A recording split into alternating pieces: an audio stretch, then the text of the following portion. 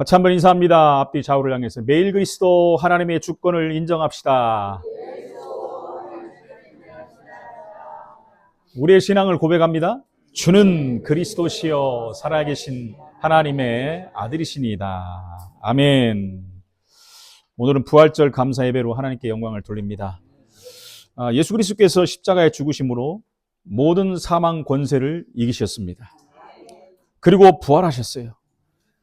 그날이 오늘입니다. 이 부활의 생명의 기쁨과 그 능력이 여러분과 함께 하시기를 예수 이름으로 축원을 드립니다.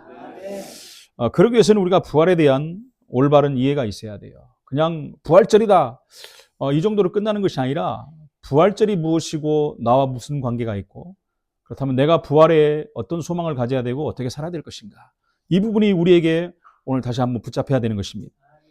부활에 대한 올바른 이해를 가질 때 오늘 우리가 맞는 이 부활절이 진정한 기쁨과 감사가 넘치는 그런 절기가 되는 것입니다. 부활이라는 용어를 쓸 수밖에 없지만 이 말 때문에 오해를 사는 일들도 있습니다.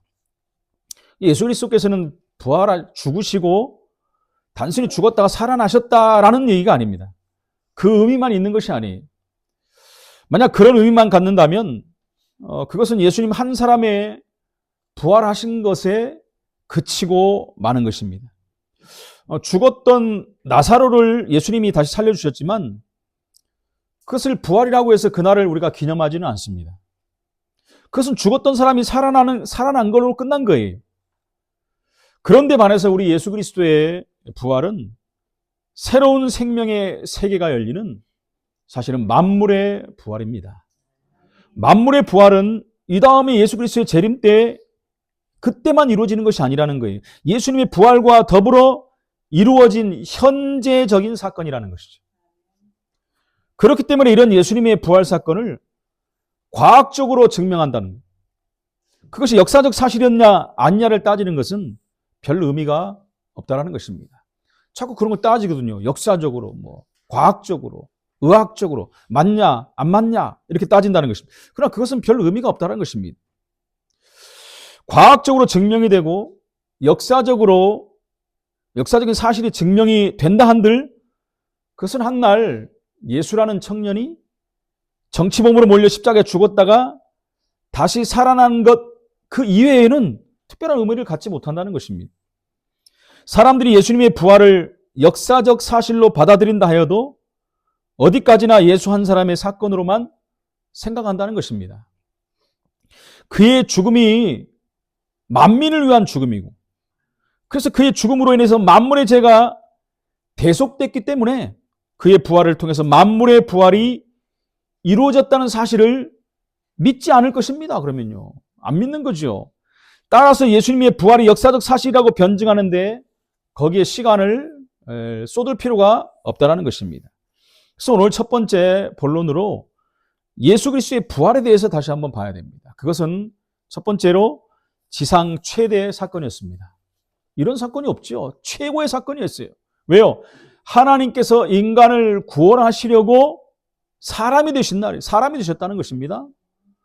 그것을 이제 성육신이라고 하죠. 그 전문 용어로 인카네이션이다라고 합니다. 성경에 보니까 요한복음 1장 14절에 말씀이 육신이 되어서 우리 가운데 임하셨다. 빌립보서 2장 6절에 보니까 그는 근본 하나님의 본체시나 하나님과 동등됨을 여기지 아니하시고 낮고 천한 이 땅에 사람의 몸으로 오셨다고 그랬습니다. 이유가 뭡니까? 우리의 죄 문제를 해결하시고 우리를 위해서 죽으시려고 오셨다는 것입니다. 그런데 그분은 죄가 없으세요. 죄 있는 사람은 남의 죄를 대속할 수가 없는 거예요. 죄 없으신 그분이 대속물이 되셔서 십자가에 피 흘리신 것입니다. 마가복음 10장 45절에 보니까 인자가 온 것은 섬김을 받으려 온 것이 아니다 그랬어요. 섬김을 받으려 온 것이 아니라 도리어 섬기려 하고 섬기러 오셨다는 거예요. 예수님이 그 정도가 아니라 자기의 목숨을 많은 사람의 대속물로 주려고 하셨다. 예수님 직접 대속물이 되신 거예요. 예수님이 오시기 전에 구약에는 우리 죄 문제를 해결하기 위해서 늘 양을 잡고 소를 잡고 그랬어요. 돈 없는 사람은 비둘기 잡고 그래서 우리의 죄를 그때그때 용서받은 거예요. 죄 없는 짐승이 대신 피 흘림으로 말미암아. 그것은 여러분 계속해서 죽을 때까지 드려야 되는 거예요. 그러나 예수님이 오셔서 단 한 번의 그 대속물이 돼버린 거예요. 단 한 번으로 끝내버린 거예요. 그래서 예수님이 뭐래? 다 끝냈다 그러는 게 다 끝냈다. 다시는 양이 죽을 필요 없고 염소가 죽을 필요 없다. 내 죽음으로 다 끝내버렸다는 것입니다. 그리고 죽으시고 죄와 저주 사망 권세를 이기시고 단번에 부활하신 것입니다. 그래서 그 사실을 믿고 영접한 자에게 성령으로 영원토록 함께 하신다는 거예요. 성령으로 보증하셨어요. 이제는 하나님 자녀이기 때문에 다시는 그렇게 제사 지낼 필요 없다. 양 잡고 소 잡아서 제사를 지낼 필요가 없다는 거예요. 그래서 우리가 예배 드릴 때마다 예수 그리스도의 피로 예배 드리는 거예요. 근데 이걸 모르는 모슬림이나 이스라엘 사람들이라든가 옛날에 그 모로코 사람들은요, 늘 양을 잡고 소를 잡고 그랬어요. 그래서 보니까 어떤 나라는 하도 잡아갖고 짐승이 다 없어져 버려요. 그래서 그것을 수입해갖고 지낼 정도가 돼버린 거예요. 수입해도 보니까는 감당할 길이 없는 거예요, 나라가. 그래서 어떻게 했냐면 자기들끼리 법을 정했어요. 성경에도 없는 법을. 그냥 1년에 몇 번 드리는 것을 끝내자. 그 성경적이 아니죠. 진짜 성경적으로 하려면, 구약의 성경적으로 하려면 매일 잡아야 되죠. 그러나 그 성경을 완성하신 그리스도께 오셔서 다 끝냈다고 했는데 그걸 모르는 거예요. 안타까운 것이지요. 그래서 지금도 그리스도의 복음이 증거되는 현장에는 생명의 역사가 일어나는 것입니다. 우리가 남아있는 일은 뭡니까? 하나님이 우리에게 원하시는 땅끝까지 증인된 삶을 사는 거예요. 이 천국 복음이 모든 민족에게 증거되게 난 후에 끝이 오리라. 분명히 예수님의 재림을 말씀하시는 것입니다. 그러면서 일본의 두 번째, 예수 그리스도의 부활에 대한 증거가 있지요. 먼저 근데 약속을 하셨다는 거예요. 성경적인 근거를 먼저 보겠습니다. 예언하시고 성취했어요. 이사야 53장 4절로 7절에 예언하시고 고린도전서 15장 3절로 5절에 성취하셨다는 거예요. 우리가 잘 아는 말씀 아닙니까? 이사야 53장 4절에 보니까 그는 실로 우리의 질고를 지시고, 질고가 뭡니까 여러분? 병에 걸려 겪는 어려움을 질고라고 그래요. 우리의 질고를 그분이 주셨다는 거예요. 우리의 슬픔을 당하였어요. 우리가 당하는 슬픔을 대신 당하셨어요. 그런데 우리는 뭐라고 합니까? 우리는 생각하기를 그는 징벌을 받았다는 거예요. 징벌이 뭡니까? 잘못한 것을 벌받는 거예요. 그러니까 우리가 저분은 자기 죄 때문에 죽는구나. 이렇게 생각했다는 거예요. 그게 아니라 네 죄 때문에 내 죄 때문이라는 것이죠. 징벌을 받아 하나님께 맞으며 고난을 당하였다 하였느니라. 5절에 보니까 그가 찔림은 우리의 허물 때문이요. 그가 상함은 우리의 죄악 때문이라. 그가 징계를 받음으로 우리의 평화를 누리고 그가 채찍에 맞음으로 우리가 나음을 입었도다. 6절에 보니까 우리는 그런데 다 양 같아서, 다 양 같다네. 다 양. 그릇 행하여 각기 제 길로 갔다는 거예요. 양은요, 목자가 없으면 자기 마음대로 가버려. 아무데나 갑니다. 뭐가 뭔지 모르고 다른 길로, 틀린 길로, 엉뚱한 길로, 사망의 길로, 필경은 그런 길로 가버린다는 거예요. 그러나 여호와께서는 우리의 모두의 죄악을 그에게 담당시켰도다. 실제로 보니까 그가 곤욕을 당하여 괴로울 때에도, 곤욕이 뭡니까? 참기 힘든 심한 모욕을 당했다는 거예요. 누가요? 예수님이. 누구 때문에요? 나 때문에, 우리 때문에. 모욕이 뭡니까? 침뱉음을 당하고 조롱을 당하고 옷벗김을 당하고 이런 큰 멸시천대 조롱을 받았다는 거예요. 그걸 곤욕이라 그래요. 그가 곤욕을 당하여 괴로울 때에도 그가 입을 열지 아니하였다. 그 괴롭다고 입을 열지 않았다는 거예요. 마치 도수장으로 끌려가는 어린 양과 털 깎는 자 앞에서 잠잠한 양같이 그의 입을 열지 아니하였도다. 여러분, 그 소나 막 개, 돼지 이런 거는 끌려가면 알아갖고 막 난리가 납니다. 꽥꽥거리고. 근데 양은 안 그래요. 아무 말 안 하고 끌려갑니다. 가끔 TV에 보면 양 털 꺾는 거 보셨잖아요. 확 뒤집어도 가만히 있습니다. 그 큰 양이요. 털 다 깎아도 끔뻑도 안 합니다. 그 예수님은 그렇게 표현한 거예요. 그런 양같이 그의 입을 열지 아니하였도다. 네 말이 고린도전서 15장에 보니까 성취된 말이 나옵니다. 내가 받은 것을 먼저 너희에게 전하였노니 이는 성경대로 그리스도께서 우리 죄를 위하여 죽으시고 성경에 약속한 대로 죽으시고 4절에 장사 지낸 바 되셨다가 장례식하고 그리고 성경에 약속한 대로 사흘 만에 다시 살아나셨다. 그리고 5절에 게바에게 보이시고 베드로지요. 후에 12 제자에게 보이시고 6절에 그 후에 500의 형제에게 일시에 보이셨나니 그중에 지금까지 대다수는 살아있고 어떤 사람은 잠들었으며 그때는 이 성경을 기록할 시점을 말하는 것입니다. 지금 그때까지 살아있는 사람도 있었다. 7절에 보니까 그 후에 야고보에게 보이셨고 그 후에 모든 사도에게와 8절에 맨 나중에 만삭되지 못하여 난 자 같은 내게도 보이셨도다. 바울에게도 보이셨도다. 그럼 역사적인 근거도 있습니다. 본디오 빌라도의 신문과 부활의 목격자들이 있습니다. 부활하신 주님께서 안식 후 첫날 새벽에 막달라 마리아와 다른 마리아에게 나타나셨어요. 그리고 베드로와 요한에게도 나타나시고 엠마오 도상의 2 제자에게도 나타나셨고 11제자가 음식 먹고 있을 때도 나타나셨습니다.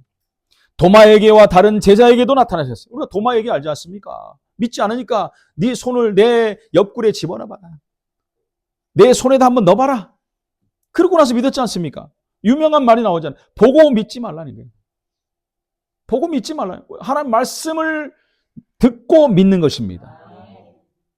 이미 보고 믿는 것은 믿는 게 아니라 아는 것이죠. 그러면서 승천하실 때는 500여 문도에게 보이셨고 사도 바울에게 보이셨고 부활하신 이 땅에 40일 계시면서 10차례나 나타나 보셨고 그 후에 500여 명 교인들이 보는 가운데 예수님이 승천하셨어요. 다시 오실 것을 약속하시고 승천하셨습니다. 또 과학적인 근거도 있습니다. 빈 무덤과 유대인의 거짓말을 통해서 예수님의 부활하심을 증거한 거예요. 우리가 부활절마다 우리 얘기하지 않습니까? 기절설을 그들의 말을 기절했다. 예수님이 기절했어. 덜 죽었어. 이렇게 말했잖아요. 기절설이라는 게 뭡니까? 그분이 살아계시다는 얘기예요.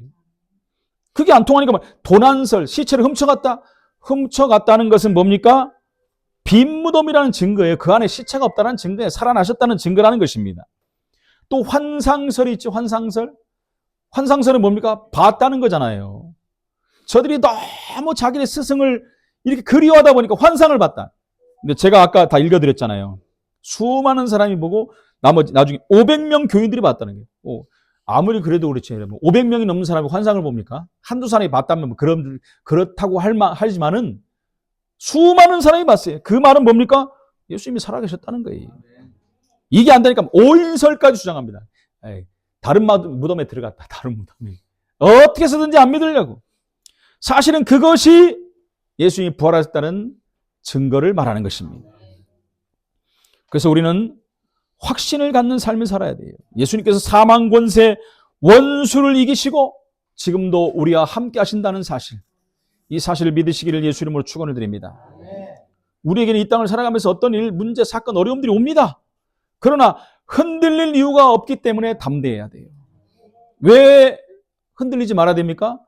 그분이 승천하시고 끝난 게 아니라 지금 성령으로 우리 함께 하신다 그랬어요. 함께 하시는 그분이 계시기 때문에 흔들릴 이유가 없어요. 그분이 함께 하시지 않으면 흔들리는 거예요. 내 연약함, 부족함, 한계가 오기 때문에 흔들릴 수밖에 없는데 그분은 나와 함께 하세요.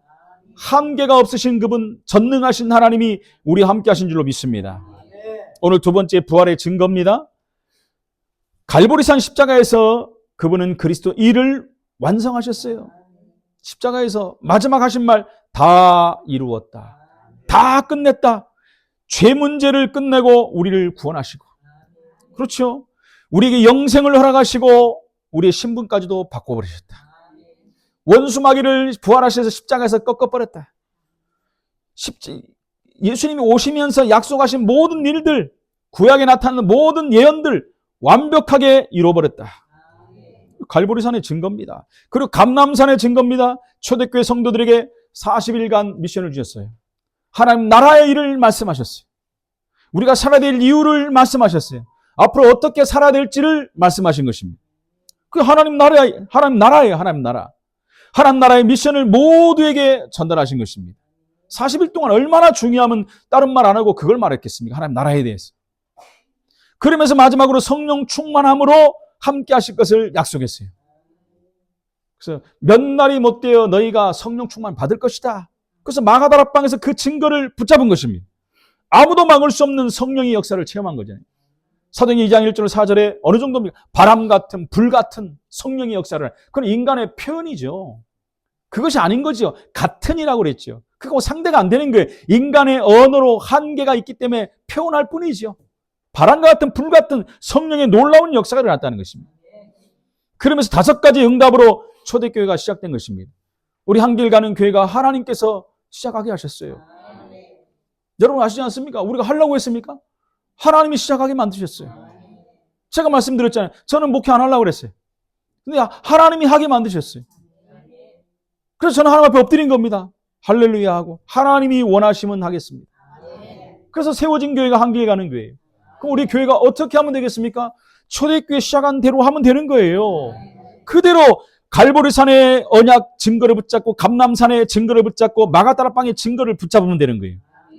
마가다락방의 시작이 뭡니까? 5 응답을 가지고 시작했다는 거예요. 첫 번째가 뭡니까? 성령의 역사. 인간의 역사, 사람의 힘, 하나님, 우리의 능력으로 하는 게 아니에요. 우리가 부족하고 연약한데 하나님은 능력의 하나님이 우리를 통해서 역사하시겠다는 거예요. 우리 성도님들 가장 중요한 게 뭡니까? 성령의 능력의 역사를 체험해야 돼요. 성령 충만해야 됩니다. 그러면 하나님께서 문을 열게 돼 있어요. 여러분들 우리 봤잖아요. 이 지역에 문들이 얼마나 많습니까? 살려야 될 사람들이 얼마나 많습니까? 고통당하는 사람이 얼마나 많습니까? 오늘 아침에 나오는데 여러분 다 보셨잖아요. 이 현장이 이래요. 우리가 지금 9시 조금 넘었고 나왔거든요. 벌써부터 술 먹고 소리 지르고 난리가 났어요, 앞에. 근데 이게 하루 종일 그래, 하루 종일. 날씨가 좋아지면 밤새 그러겠죠. 저는 그런 소리 들어요. 살려주세요 하는 소리 들려요. 살려주세요 하는 소리 들리는 거 없이 얼마나 불쌍합니까, 여러분. 소망도 없고 희망도 없고 답도 없고 방법도 없는 자들 어떻게 해야 되겠습니까? 복음으로 살려야 돼요. 그거 하라고 우리 교회를 하나님이 세우신 줄로 믿습니다. 그래서 멀리 가지 말고 바로 옆에다 그래서는 또 교회를 우리 세우셨잖아요. 그러니까 분명한 거예요, 여러분. 우리가 살려야 돼요. 그런 교회가 돼야 됩니다. 하나님이 문을 여시니까. 그러면서 말씀이 성취하는 것을 봐야 돼요. 여러분들 우리는 말씀 성취 쪽에 따라가야 됩니다. 한 걸음 한 걸음 말씀 따라가야 돼요. 성령 인도 받아가야 되는 거예요. 말씀 따라가는 것이 성령 인도 받는 거라고 그랬습니다. 그러면 하나님이 그 다음에 이제는 제자의 문을 여십니다. 제자를 우리가 막 세우려고 해서 세우는 게 아니에요. 하나님이 세워주신다는 거예요. 그렇게 되면 현장은 바뀌고 변화되게 됩니다. 그렇죠. 이 지역이 바뀌어버려야 돼요. 복음이라는 증거로 7 현장이 바뀌어야 되고 24만 영혼이 살아나 버려야 되는 거예요. 그것을 우리가 해야 되는, 우리 교회가 해야 되는 하나님이 이 시대에 준 사명인 줄로 믿습니다. 그래서 초대교회 성도들은 현장의 부활의 증인이었어요. 사도 바울이 가서 여러분 메시지 전할 때 뭐 했습니까? 다른 거 안 했어요. 예수가 그리스도의 되심과 그분이 부활했음에 대한 당위성에 대해서 설명했다. 이렇게 말하고 있습니다. 여러분 예수가 그리스도 되심과 그분이 왜 부활하셨는가에 대한 당위성을 설명해야 돼요. 그게 여러분 증인입니다. 오늘 여러분들이 부활의 증인으로 서시기를 다시 한번 예수 이름으로 축원을 드립니다. 그럼 오늘 3번째 그래서 부활의 증인입니다. 주님의 명령은 뭡니까? 오늘 말씀에 만민에게 가라고 그랬어요. 증거를 받지 않냐? 증거를 붙잡지 않냐? 너희들은 이제 증인이기 때문에 만민에게 가서 이 증거를 가지고 증인으로 서라. 그래서 만민에게 가라. 여러분 사람이 말한 게 아닙니다. 우리 주님의 명령이에요. 전 세계 방방곡곡 5대양 6대주에 가서 이 복음을 말하라. 우리에게 7지역에서 이걸 말하고 24만 영혼에게 말하고 이 앞에서 고통당하는 영혼들에게 말해라. 복음을 전파하고 그들을 치유하라고 말합니다. 그래서 믿고 세례를 받는 자들은 구원을 받을 것이고 믿지 않는 자는 정죄를 받을 것이다. 여러분 믿지 않으면 할 수 없는 거예요. 우리가 해야 될 일은 말할 수밖에 없는 거예요. 믿고 안 믿고는 하나님의 시간표에 잡힌 것이고 하나님의 예배된 자들이라면 돌아올 것이고 그게 아니면 그들은 정죄 속으로 들어가는 거예요. 우리는 전할 수밖에 없는 것입니다. 그렇다면 주님이 약속하신 표적을 주실 것이다. 예수 그리스도의 이름 앞에 귀신이 흑암 세력이 꺾이는 영적 권세가 나타날 것이다. 분명히 그럴 것입니다. 새 방언을 말하며 무슨 말입니까? 가면 하나님 주신 메시지가 증거될 것이다. 해답을 주는 말씀을 하나님 주실 것이다. 그러면 치유의 문도 열릴 것이다. 뱀을 집으며 무슨 독을 마실지라도 병든 사람의 손을 얹은 즉 나으리라. 우리가 복음 전하다가 문제가 오면 하나님께서 하실 것이다. 하나님께서 회복시킬 것이다. 걱정하지 말라는 것입니다. 그러면서 뭐라고 합니까? 일방적으로 예수님이 말씀하고 끝난 게 아니라 보좌에 앉으신 주님이 제자들과 함께 역사하사 그랬어요. 지금도 주님이 약속하신 말씀은 그대로 성취되고 있습니다. 지금도 성령의 역사는 전도하는 자들의 발걸음 속에 지속되고 있다는 것입니다. 나의 현장에 함께 하시는 부활의 주님을 우리는 날마다 체험해야 돼요. 결론입니다. 이 시간 다시 한번 예수님의 부활을 말씀 안에서 확인하시고 그 부활이 나의 부활의 보증이 됨을 믿으시고 전혀 의심하지 마시기 바랍니다. 완전히 믿어버리시기를 예수 이름으로 축원을 드립니다. 믿음의 주에 온전케 하시는 인 오직 예수만 바라보고 예수님만 의지하고 예수님 따라서 우리에게 당한 믿음의 경주를 완주하시기를 예수 이름으로 축원을 드립니다. 하나님 말씀만 순종하고 오직 예수로 만족하시기 바랍니다. 2025년 부활절을 통하여 믿음을 굳건히 하시고 확신하고 제자들이 그렇지 않습니까? 우리도 그 뒤를 따라가는 제자들이 되어야 돼요. 이 기쁜 놀라운 소식을 만방에 전하는 자가 되어야 될 줄로 믿습니다. 그래서 하나님 아버지께서 부어주시는 이 복을 풍성히 누리는 성도의 복된 삶이 되시기를 예수 이름으로 축원을 드립니다. 살아계신 하나님 은혜를 감사합니다. 부활하신 주님께서 지금도 함께 역사하사 복음 들고 가는 자를 통해서 놀라운 능력의 역사를 이루심을 감사를 드립니다. 하나님께서 우리 한길 가는 교회를 세우시고 일하시는 주님을 찬양합니다. 하나님 우리 교회를 세우신 목적은 초대교회가 시작했던 그 놀라운 비밀을 가지고 시작하기를 원하시는데 전 성도들이 성령 충만받고 권능받아 증인으로 서게 하여 주옵소서. 하나님께서 여시는 전도의 문을 따라가게 하시고 하나님이 원하시는 이제는 말씀 성취의 길을 가게 하시고 제자가 일어나는 증거를 보게 하시되 내가 먼저 제자가 되게 하시고 현장이 변화되는 증거를 볼 수 있도록 주님이 성령으로 역사하여 주옵소서. 부활의 능력 되신 그리스도 이름으로 승리하는 우리 모든 성도들 되게 하시고 우리 연약함도 치유되고 회복되는 시간 되게 하시고 주의 영광이 드러나는 시간 될 수 있도록 주님이 역사해 주옵소서. 살아계신 예수 그리스도 이름으로 기도하옵나이다. 아멘.